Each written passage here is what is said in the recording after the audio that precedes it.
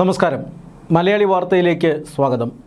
5 രാജ്യങ്ങളിലേക്ക് നടന്ന ചരിത്രപ്രധാനമായ വിദേശ സന്ദർശനം പ്രധാനമന്ത്രി നരേന്ദ്രമോദി നടത്തിക്കൊണ്ടിരിക്കുകയാണ്. UAE-യിൽ നിന്ന് ആരംഭിച്ച് ഇറ്റലിയിൽ അവസാനിക്കുന്ന ഒരു ഷെഡ്യൂളാണ് അദ്ദേഹത്തിനുള്ളത്. അദ്ദേഹം ഇപ്പോൾ ഇറ്റലിയിൽ എത്തിയിട്ടുണ്ട് എന്നാണ് സൂചന. ഇറ്റാലിയൻ പ്രധാനമന്ത്രി ജോർജിയ മെലോനി പ്രധാനമന്ത്രി നരേന്ദ്രമോദിയെ സ്വീകരിച്ചുകൊണ്ട് സമൂഹ മാധ്യമങ്ങളിൽ ചെയ്തിരിക്കുന്ന ഫോട്ടോയടക്കം ഇപ്പോൾ വൈറലായിക്കൊണ്ടിരിക്കുകയാണ്. അതായത് ഇറ്റലി പ്രധാനമന്ത്രിക്ക് വലിയ സ്വീകരണം നൽകിയിരിക്കുന്നു. പ്രധാനമന്ത്രിയും അദ്ദേഹത്തിന് വലിയ സ്വീകരണം നൽകിയിരിക്കുകയാണ്. ഇറ്റാലിയൻ പ്രധാനമന്ത്രിയും ഇന്ത്യൻ പ്രധാനമന്ത്രിയും തമ്മിലുള്ള സൗഹൃദം അത്രമാത്രം ലോക പ്രശസ്തവുമാണ്. എന്തായാലും UAE-യിൽ നിന്നാണ് അദ്ദേഹം ആരംഭിച്ചത്. UAE-യിൽ അദ്ദേഹത്തിൻ്റെ വിമാനത്തിന് UAE വ്യോമസേനയുടെ യുദ്ധവിമാനങ്ങൾ നൽകിയ അകമ്പടി ഉൾപ്പെടെ അത് മറ്റ് പല രാജ്യങ്ങളിലും അത്തരത്തിലുള്ള പ്രധാനമന്ത്രി നരേന്ദ്രമോദിയെ സ്വീകരിക്കുന്നത് അദ്ദേഹത്തിൻ്റെ വിമാനത്തിന് അതാത് രാജ്യങ്ങളിലെ വ്യോമസേന വിമാനങ്ങൾ നൽകിയ അകമ്പടിയിലൂടെയൊക്കെയാണ് എന്ന് നമ്മൾ കണ്ടു. പല രാജ്യങ്ങളിൽ നിന്നും അദ്ദേഹത്തിന് അതിൻ്റെ അല്ലെങ്കിൽ ആ രാജ്യത്തിൻ്റെ പരമോന്നത സിവിലിയൻ പുരസ്കാരമൊക്കെ ലഭിച്ച വളരെ നിർണായകമായ ഒരു വിദേശ സന്ദർശനമാണ് നടന്നുകൊണ്ടിരിക്കുന്നത്. UAE-യിൽ നിന്നടക്കം ആരംഭിച്ച ഈ ഒരു ധാരണാപത്രം കരാർ ഒപ്പിടലെല്ലാം നമ്മൾ കണ്ടതാണ്. അതെല്ലാം ഇന്ത്യയുടെ വികസനത്തിന് വളരെ തന്ത്രപ്രധാനമായ മേഖലകളിലാണ് കരാറുകൾ ഒപ്പിട്ടിരിക്കുന്നത്. UAE-യിൽ ഊർജ്ജ സുരക്ഷയുമായി ബന്ധപ്പെട്ട കരാറുകളാണ് ഒപ്പിട്ടതെങ്കിൽ യൂറോപ്പിലുടനീളം അദ്ദേഹം വ്യാപാരവുമായി ബന്ധപ്പെട്ട കരാറുകളിലാണ് ഒപ്പിട്ടിരിക്കുന്നത്. ഇങ്ങനെ ഇന്ത്യയുടെ വിവിധ മേഖലകളിലുള്ള വലിയ സാമ്പത്തിക ഉത്തേജനം ലക്ഷ്യമിട്ടുകൊണ്ടുള്ള കരാറുകളാണ് പ്രധാനമന്ത്രി നരേന്ദ്രമോദി ഈ വിദേശ സന്ദർശനത്തിലുടനീളം അതത് രാജ്യങ്ങളുമായി ചർച്ച ചെയ്ത് ഒപ്പിട്ടുകൊണ്ടിരിക്കുന്നത് എന്നുള്ളതാണ്. ഇന്ത്യക്ക് വലിയ പ്രതീക്ഷകൾ നൽകുന്ന ഒരു വിദേശ സന്ദർശനത്തിലാണ് പ്രധാനമന്ത്രി നരേന്ദ്രമോദി ഇപ്പോഴുള്ളത്. അദ്ദേഹം സന്ദർശിക്കുന്ന എല്ലാ രാജ്യങ്ങളിൽ നിന്നും അദ്ദേഹത്തിന് ഊഷ്മളമായ സ്വീകരണമാണ്. പല രാജ്യങ്ങളും പ്രോട്ടോക്കോളുകൾ പോലും മാറ്റിവെച്ചുകൊണ്ട് ആ രാഷ്ട്ര തലവന്മാർ പ്രധാനമന്ത്രി നരേന്ദ്രമോദിയെ വന്ന് സ്വീകരിക്കുന്നതെല്ലാം നമ്മൾ കണ്ടതാണ്. പക്ഷേ നോർവേ സന്ദർശനത്തിനിടയിൽ ചില കല്ലുകടികൾ ഉണ്ടായിരിക്കുന്നു. ഈ കല്ലുകടികൾ ചില ഗൂഢാലോചനയുടെ ഭാഗമാണോ എന്നാണ് ഇപ്പോൾ കേന്ദ്ര സർക്കാർ അന്വേഷിക്കുന്നത്. ഇതിലേറ്റവും പ്രധാനപ്പെട്ടത് ഒരു നോർവീജിയൻ പത്രം പ്രസിദ്ധീകരിച്ച ഒരു കാർട്ടൂണാണ്. പ്രധാനമന്ത്രി നരേന്ദ്രമോദിയെ ഒരു പാമ്പാട്ടിയാക്കി ചിത്രീകരിച്ചുകൊണ്ടാണ് ആ കാർട്ടൂൺ പത്രത്തിൽ പ്രസിദ്ധീകരിച്ചിരിക്കുന്നത്. നോർവീജിയൻ പത്രമായ ആഫ്റ്റൻ പോസ്റ്റൻ എന്ന പേരിലുള്ള പത്രമാണ് ഇത്തരത്തിലൊരു കാർട്ടൂൺ ഈ പ്രധാനമന്ത്രി നരേന്ദ്രമോദിയുടെ നോർവേ സന്ദർശനവുമായി ബന്ധപ്പെട്ട അല്ലെങ്കിൽ ആ വിഷയത്തിൽ രചിക്കപ്പെട്ട ഒരു ലേഖനം പ്രസിദ്ധീകരിക്കുന്നതിനോടൊപ്പം ഈ ഒരു കാർട്ടൂണും പ്രസിദ്ധീകരിച്ചിരിക്കുന്നത്. ബുദ്ധിമാനും എന്നാൽ അല്പം അലോസരപ്പെടുത്തുന്നതുമായ ആൾ എന്ന തലക്കെട്ടോടുകൂടിയാണ് പ്രധാനമന്ത്രി നരേന്ദ്രമോദിയെ പാമ്പാട്ടിയായി ചിത്രീകരിച്ചുകൊണ്ടുള്ള ഒരു കാർട്ടൂൺ പ്രത്യക്ഷപ്പെട്ടിരിക്കുന്നത്. അദ്ദേഹം ഒരു മകിടി ഊതുന്നതായിട്ടും അതിന് തൊട്ട് മുന്നിലായി ഒരു പെട്രോൾ പമ്പിൻ്റെ ഹോസ് അത് പാമ്പിൻ്റെ രൂപത്തിൽ വന്ന് ഉയർന്നു നിൽക്കുന്നതുമായിട്ടുള്ള ഒരു ചിത്രമാണ് ആ കാർട്ടൂണിൽ വരച്ച് കാട്ടപ്പെട്ടിരിക്കുന്നത്. അത് എന്തിൻ്റെ സൂചനയാണ് എന്ന് വ്യക്തമായി അറിയാം. നമുക്കിപ്പോൾ രാജ്യത്ത് പെട്രോളിയം വില വർധനവ് ആവശ്യമായിരിക്കുന്ന ഒരു സാഹചര്യമുണ്ട്.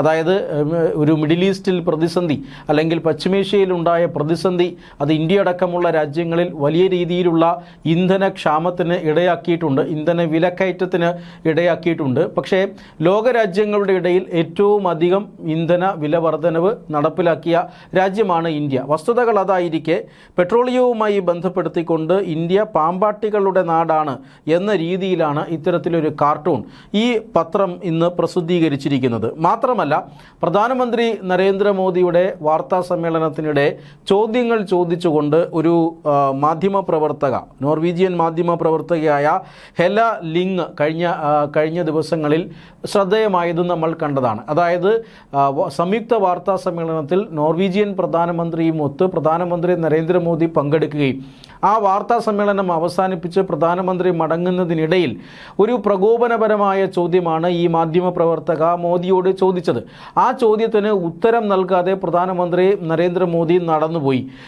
ഈ ദൃശ്യങ്ങൾ സമൂഹ മാധ്യമങ്ങളിൽ പ്രസിദ്ധീകരിച്ചുകൊണ്ടാണ് മാധ്യമ സ്വാതന്ത്ര്യമില്ലാത്ത ഒരു നാടിൻ്റെ അധിപൻ എന്ന നിലയിൽ പ്രധാനമന്ത്രിയെ ഈ മാധ്യമപ്രവർത്തക പിന്നീട് ചിത്രീകരിച്ചത്. എന്തായാലും നോർവേയിലെ ഇന്ത്യൻ മിഷൻ ഈ കാര്യങ്ങളെല്ലാം പിന്നീട് വിശദീകരിക്കുന്നു. ആ വിശദീകരണത്തിനായി ഉപയോഗിച്ച അല്ലെങ്കിൽ വിളിച്ചു ചേർത്ത വാർത്താ സമ്മേളനത്തിൽ ഈ ഹെല ലിങ്ങിൻ്റെ തന്നെ ചോദ്യങ്ങൾക്ക് ഇന്ത്യൻ പ്രതിനിധി സംഘം വളരെ വിദഗ്ധമായി മറുപടി പറയുന്നതുമൊക്കെ നമ്മൾ കണ്ടതാണ്.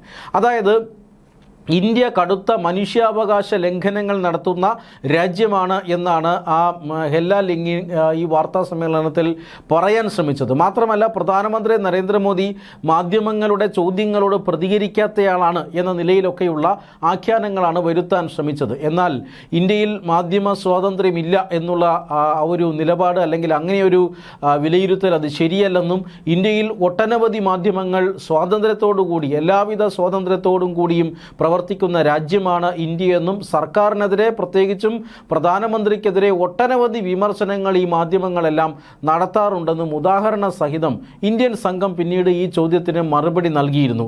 ഇതെല്ലാം ഒരു ഗൂഢാലോചനയുടെ ഭാഗമാണോ എന്നാണ് ഇപ്പോൾ കേന്ദ്ര സർക്കാർ പരിശോധിക്കുന്നത്. കാരണം നരേന്ദ്രമോദി സന്ദർശിച്ച രാജ്യങ്ങളിലെല്ലാം വളരെ വിജയകരമായി തന്നെ അസ്വാരസ്യങ്ങളൊന്നുമില്ലാതെ തന്നെ ഇരു രാജ്യങ്ങളുടെയും പ്രതിനിധി സംഘങ്ങൾ തമ്മിൽ വളരെ സൗഹൃദമായ അന്തരീക്ഷത്തിലാണ് ചർച്ചകൾ നടന്നത്. അങ്ങനെയുള്ള സന്ദർശനം പുരോഗമിക്കുമ്പോഴാണ് നോർവേയിലെത്തുമ്പോൾ പ്രധാനമന്ത്രിയെ അലോസരപ്പെടുത്തുന്ന രീതിയിലുള്ള ചില വിവാദങ്ങൾ ചിലർ ഉണ്ടാക്കാൻ ബോധപൂർവം ശ്രമിക്കുന്നത്. അതിൽ ഈ കാർട്ടൂൺ ഏറ്റവും പ്രധാനപ്പെട്ട ഒന്നാണ്. ഇന്ത്യയെ അങ്ങേയറ്റം പ്രകോപിപ്പിക്കുക എന്നുള്ളതാണ് ഏറ്റവും പ്രധാനപ്പെട്ട കാര്യം. അവിടെ ഒരു വംശീയ അധിക്ഷേപമാണ് നടന്നിരിക്കുന്നത്. പ്രധാനമന്ത്രി നരേന്ദ്രമോദിയെ വ്യക്തിപരമായി അധിക്ഷേപിക്കുക എന്നതിനപ്പുറം ഒരു രാജ്യത്തെ GDP-യുടെ അടിസ്ഥാനത്തിൽ നോക്കിയാൽ നമ്മുടെ രാജ്യം 3-ാം സ്ഥാനത്തേക്ക്, ലോകത്തിൽ അമേരിക്കയ്ക്കും ചൈനയ്ക്കും ശേഷം 3-ാം സ്ഥാനത്തേക്ക് കുതിച്ചുകൊണ്ടിരിക്കുന്ന ഒരു രാജ്യമാണ്. ജപ്പാനെയും ജർമ്മനിയെയും എല്ലാം മറികടന്നുകൊണ്ട് ഇന്ത്യയുടെ സമ്പദ് വ്യവസ്ഥ അതിവേഗം കുതിച്ചുകൊണ്ടിരിക്കുകയാണ്. ഈ സാഹചര്യത്തിൽ ഇങ്ങനെയുള്ള ഒരു രാഷ്ട്രത്തെ പാമ്പാട്ടികളുടെ രാജ്യമാണ് എന്ന് അധിക്ഷേപിക്കുക, അങ്ങനെയുള്ള ഒരു രാജ്യത്തിൻ്റെ പ്രധാനമന്ത്രി ഇവിടെ വന്നിരിക്കുന്നു എന്ന രീതിയിൽ ഒട്ടും ബഹുമാന പുരസ്സരമല്ലാത്ത ഒരു സാഹചര്യം സൃഷ്ടിക്കുക, ഇതൊക്കെയാണ് ഇവിടെ ഈ മാധ്യമം ചെയ്തിരിക്കുന്നത് എന്ന് വ്യക്തമാണ്. പക്ഷേ വരച്ചിരിക്കുന്നത് കാർട്ടൂണാണ്. അതുകൊണ്ട് തന്നെ അതിൽ അത്ര കണ്ട് വിമർശനം പാടില്ല. കാരണം അത് ഒരു ഹാസ്യാത്മകമായ ചിത്രീകരണമായിരിക്കാം. പക്ഷേ ഇത്തരം കാർട്ടൂണുകൾ ഇതിനു മുമ്പും പല യൂറോപ്യൻ രാജ്യങ്ങളും ഇന്ത്യക്കെതിരെ പ്രയോഗിച്ചിട്ടുണ്ട്. ബ്രിട്ടൻ അടക്കമുള്ള രാജ്യങ്ങൾ ഇന്ത്യക്കെതിരെ പ്രയോഗിച്ചിട്ടുണ്ട്. ഇന്ത്യ ചൊവ്വയിലേക്ക് പര്യവേഷണ വാഹനം അയച്ചപ്പോൾ അങ്ങനെ പര്യവേഷണ വാഹനം അയച്ചിട്ടുള്ള രാജ്യങ്ങളുടെ തലവന്മാർ ഇരിക്കുന്ന മുറിയിലേക്ക് ഒരു പശുവിനെയും കൊണ്ട് കടന്നു വരുന്ന ഇന്ത്യക്കാരനെ ചിത്രീകരിച്ചത് നമ്മൾ മറന്നിട്ടില്ല.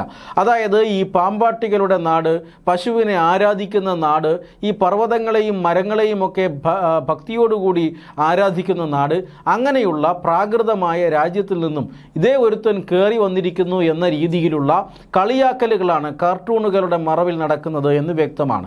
അത്തരത്തിലൊരു സംഭവമാണ് ഇപ്പോൾ പ്രധാനമന്ത്രി നരേന്ദ്രമോദിക്കെതിരെ നോർവേയിൽ നിന്നുള്ള ഈ മാധ്യമ സംഘം നടത്തിയിരിക്കുന്നത് എന്ന് വ്യക്തമാണ്. ഇതിൽ ഭരണകൂടത്തിന് എന്തെങ്കിലും തരത്തിലുള്ള, നോർവേജിയൻ ഭരണകൂടത്തിന് എന്തെങ്കിലും തരത്തിലുള്ള പങ്ക് ഉണ്ടാകാനുള്ള സാധ്യത വളരെ കുറവാണ്. പക്ഷേ ഇന്ത്യ വിരുദ്ധരായ ഒരു സംഘം അവരുടെ സാന്നിധ്യം അവിടെ ഉണ്ടായിരിക്കാമെന്നാണ് ഈ കണക്കുകൂട്ടൽ അല്ലെങ്കിൽ ഈ സംഭവങ്ങൾ തെളിയിക്കുന്നത്. അത്തരത്തിലുള്ള പരിശോധനയാണ് ഇപ്പോൾ കേന്ദ്ര സർക്കാർ നടത്തുന്നതും. ഈ പറയുന്ന ഹെല്ല ലിംഗിൻ്റെ ചോദ്യം അതും ഗൂഢാലോചനയോടുകൂടിയാണ്, മുൻകൂട്ടി തയ്യാറാക്കപ്പെട്ട ഒരു അജണ്ടയുടെ ഭാഗമാണ്, ഒരു ടൂൾ കിറ്റിൻ്റെ ഭാഗമാണ് എന്ന് തന്നെ വിശ്വസിക്കേണ്ടി വരും. അതായത് ഇന്ത്യയിൽ മാധ്യമ സ്വാതന്ത്ര്യമില്ല എന്ന് എന്തടിസ്ഥാനത്തിലാണ് ഈ മാധ്യമങ്ങൾ പറയുന്നത്? അന്താരാഷ്ട്ര തലത്തിൽ പ്രവർത്തിക്കുന്ന ചില NGO-കൾ പടച്ചുണ്ടാക്കുന്ന റിപ്പോർട്ടുകളുടെ അടിസ്ഥാനത്തിലാണ് ഇന്ത്യയിൽ മനുഷ്യാവകാശ ധ്വംസനങ്ങൾ നടത്തുന്നുവെന്നും മാധ്യമ സ്വാതന്ത്ര്യം നിഷേധിക്കപ്പെട്ടിരിക്കുന്നുവെന്നുമൊക്കെയുള്ള വാദഗതികൾ, വ്യാജ ആരോപണങ്ങൾ ലോകമെമ്പാടും ഉയർത്തിവിടുന്നത്. അത്തരത്തിലുള്ള വ്യാജ ആരോപണങ്ങളുടെ അടിസ്ഥാനത്തിലാണ് ഈ നോർവീജിയൻ പത്രപ്രവർത്തകയും നോർവേയിലെ ഈ മാധ്യമവുമൊക്കെ ഇത്തരത്തിലുള്ള ചില ആരോപണങ്ങൾ അല്ലെങ്കിൽ കളിയാക്കലുകൾ, പരിഹാസങ്ങളൊക്കെ പ്രധാനമന്ത്രി നരേന്ദ്രമോദിയുടെ സന്ദർശനത്തിനോടനുബന്ധിച്ച് നടന്നിരിക്കുന്നത്. അതായത് നോർവേയുടെ മാധ്യമ ലോകത്തെ ഉപയോഗിച്ചുകൊണ്ട് പ്രധാനമന്ത്രി നരേന്ദ്രമോദിക്കെതിരെയും ഇന്ത്യക്കെതിരെയും ഒക്കെ ഒരു വലിയ ഗൂഢാലോചന ഈ സന്ദർശന സമയത്ത് നടന്നിട്ടുണ്ട് എന്ന് വ്യക്തമാണ്. ഇന്ത്യയെ എന്തിന് ഒരു രാജ്യം വിശ്വസിക്കണം, കാരണം അത്രമാത്രം സുഖകരമല്ലാത്ത കാര്യങ്ങളാണ് ഇന്ത്യയിൽ നടക്കുന്നത് എന്ന ഒരു സന്ദേശം നൽകാനാണ് ഇതിനിടയിൽ ഈ മാധ്യമ സംഘം നടത്തിയിരിക്കുന്നത് എന്ന് വ്യക്തമാണ്. പക്ഷേ വസ്തുതകൾ പരിശോധിച്ചാൽ ഇതെല്ലാം വെറുമൊരു ഗൂഢാലോചനയും വ്യാജ ആരോപണവുമാണ് എന്ന് വ്യക്തമാകും. കാരണം നോർവേയിൽ നിന്നുള്ള ഒരു ഉദാഹരണം മാത്രം പരിശോധിച്ചാൽ മതി. എന്തിന് ഈ രാജ്യത്തെ വിശ്വസിക്കണമെന്ന് ചോദിച്ചാൽ അത് പ്രധാനമന്ത്രി നരേന്ദ്രമോദിയോടും ഇന്ത്യൻ സംഘത്തോടും ചോദിക്കുന്നതിന് പകരം നോർവേ ഭരണകൂടത്തോട് ചോദിക്കുന്നതായിരിക്കും ഏറ്റവും ഉത്തമം. കാരണം ലോകത്തിലെ തന്നെ ഏറ്റവും വലിയ ഒരു പെൻഷൻ ഫണ്ടാണ് നോർവേക്കുള്ളത്. നോർവേയുടെ ഗവൺമെൻറ് പെൻഷൻ ഫണ്ട് ഗ്ലോബൽ എന്നറിയപ്പെടുന്ന ഈ ഒരു സാമൂഹിക ക്ഷേമ പദ്ധതി അത് ലോകത്തിൽ തന്നെ ഏറ്റവും പ്രശസ്തവും ഏറ്റവും വലുതുമാണ്. ഇങ്ങനെ ഒരു പെൻഷൻ പദ്ധതി അവരുടെ ഒരു അഭിമാന പെൻഷൻ പദ്ധതിയാണ്. ആ പെൻഷൻ പദ്ധതിയിലൂടെ സ്വരൂപിക്കുന്ന പണം, ആ പണം ഭാവിയിൽ ഈ പറയുന്ന ആളുകൾക്ക്, ഈ പെൻഷൻ അർഹരായ ആളുകൾക്ക് ഉപയോഗപ്പെടേണ്ട ഒരു പണമാണ്. ആ ഫണ്ട് വളരെ കൃത്യമായ മാനദണ്ഡങ്ങളോടുകൂടിയാണ് ഈ ഏജൻസി അല്ലെങ്കിൽ നോർവീജിയൻ ഭരണകൂടം ലോകമെമ്പാടും നിക്ഷേപിക്കുന്നത്. അത് ഏതെങ്കിലും തരത്തിലുള്ള സുതാര്യമല്ലാത്ത കമ്പനികളിലൊന്നും അവർ നിക്ഷേപിക്കാറില്ല. മനുഷ്യാവകാശ ധ്വംസനം നടത്തുന്ന മേഖലകളിൽ പ്രവർത്തിക്കുന്ന കമ്പനികളിൽ അവർ നിക്ഷേപിക്കാറില്ല. പ്രകൃതിയെ ചൂഷണം ചെയ്യുന്ന, അമിതമായി ചൂഷണം ചെയ്യുന്ന കമ്പനികളിലൊന്നും അവർ നിക്ഷേപിക്കാറില്ല. അങ്ങനെ ഒട്ടനവധി മാനദണ്ഡങ്ങളുള്ള അല്ലെങ്കിൽ ഒട്ടനവധി കാര്യങ്ങൾ നോക്കുന്ന ഒരു പെൻഷൻ ഫണ്ടാണ്, പെൻഷൻ ഫണ്ട് നിക്ഷേപമാണ് ഈ നോർവേയുടെ പെൻഷൻ ഫണ്ട് എന്ന് പറയുന്നത്.